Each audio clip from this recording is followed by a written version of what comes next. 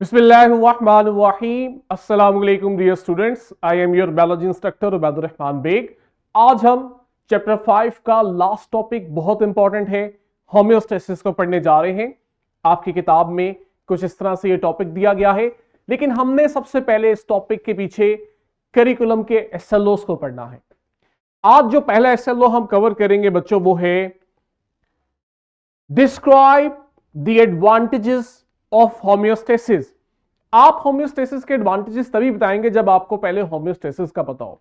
तो मुझे उम्मीद है कि आपने अपनी क्लास में इस टॉपिक से रिलेटेड ब्रिजिंग एक्टिविटी परफॉर्म कर ली है, जिसके राइट आंसर आपकी स्क्रीन पे है। हमारा फोकस है होम्योस्टेसिस और उसमें भी इंपॉर्टेंस ऑफ होम्योस्टेसिस। होम्योस्टेसिस क्या है, अगर मैं आपको समझाना चाहूं, ये आपकी बॉडी का बैलेंसिंग एक्ट है, बैलेंसिंग पार्ट है। यानी हमारी बॉडी को स्टेबल रखना, उसको इंटरनली मेंटेन करना होम्योस्टेसिस कहलाता है। आपने डेफिनेशन अंडरस्टैंड कर लेनी है, बड़ी आसान है बच्चों। हम जिस एक्सटर्नल एनवायरनमेंट में रहते हैं वो मुसलसल चेंज होता रहता है। जैसे आप देखते हो गर्मियों में बाहर टेम्परेचर बढ़ जाता है, विंटर में टेम्परेचर ड्रॉप कर जाता है।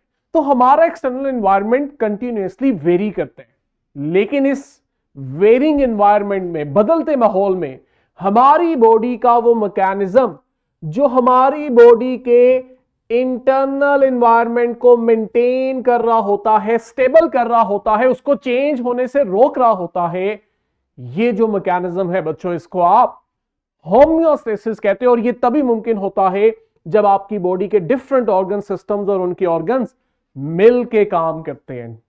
अगर मैं एग्जांपल दूं तो देखो, हमारी बॉडी का टेम्परेचर रेगुलेट करना ये होम्योस्टेसिस है। ब्लड प्रेशर को मेंटेन रखना ये होम्योस्टेसिस है। ब्लड में शुगर मेंटेन रखना, बॉडी का टेम्परेचर और उसके साथ पीएच मेंटेन रखना, ये सब होम्योस्टेसिस है। हम होम्योस्टेसिस में ये सब काम क्यों करते हैं, अपने इंटरनल एनवायरनमेंट को मेंटेन क्यों करते हैं? ताकि हमारी बॉडी सर्वाइव रहे, हमारे सेल्स अपने नॉर्मल फंक्शंस परफॉर्म करते रहें। ठीक है, तो इसकी इंपॉर्टेंस क्या होगी कि अगर आप अपने सेल को देखो, जो कि हम कहते हैं यूनिट ऑफ लाइफ है, ये एक ऐसी छोटी सी मशीन है जिसको हर चीज स्टेबल चाहिए। और ये सेल तभी स्टेबल होगा जब इसके बाहर का एनवायरनमेंट स्टेबल होगा। तो जब तक सेल के बाहर की एक्स्ट्रा सेलुलर कंडीशन स्टेबल ना हो, सेल नॉर्मल फंक्शन परफॉर्म नहीं कर सकता, सेल सर्वाइव नहीं कर सकता। सेल सर्वाइव करेगा तो ह्यूमन बॉडी या लिविंग ऑर्गेनिज्म सर्वाइव करेगा। तो ये तभी पॉसिबल होता है जब आपके अंदर होम्योस्टेसिस के थ्रू सेल को एक स्टेबल एनवायरनमेंट दिया जाता है। इस तरह देखो, हमारा बॉडी टेम्परेचर है, ये देखें, बॉडी टेम्परेचर को भी हमने 37 डिग्री के आसपास मेंटेन करना होता है। हमारे पास दो सिनेरियो आते हैं, जिनमें से एक सिनेरियो ये हो सकता है कि बॉडी टेम्परेचर 37 डिग्री से बढ़ जाए। कोई भी वजह हो सकती है, शायद बाहर समर है और बाहर का टेम्परेचर ज्यादा होने से हमारी बॉडी का टेम्परेचर ज्यादा हो गया, या हमने कोई ऐसी एक्टिविटी की जिससे हमारा बॉडी टेम्परेचर ज्यादा हो जाए।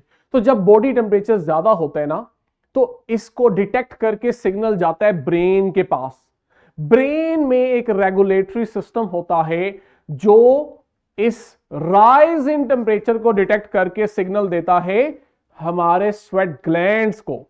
और स्वेट ग्लैंड्स जब एक्टिव होते हैं तो ये स्वेटिंग करते हैं, और स्वेटिंग के दौरान आप देखते हो आपकी बॉडी से वाटर रिलीज होता है। जब ये वाटर हमारी बॉडी से रिलीज होता है तो हमारी बॉडी का टेम्परेचर ड्रॉप हो जाता है। आप सब ने केमिस्ट्री में इवेपोरेशन का कंसेप्ट समझा हुआ है कि किस तरह इवेपोरेशन की वजह से टेम्परेचर ड्रॉप होता है सिस्टम का। तो हम देखते हैं हमारा बॉडी टेम्परेचर दोबारा से 37 डिग्री पे नॉर्मल हो जाता है। सेकेंड सिनेरियो ये आता है कि आपका बॉडी टेम्परेचर ही ड्रॉप कर जाए।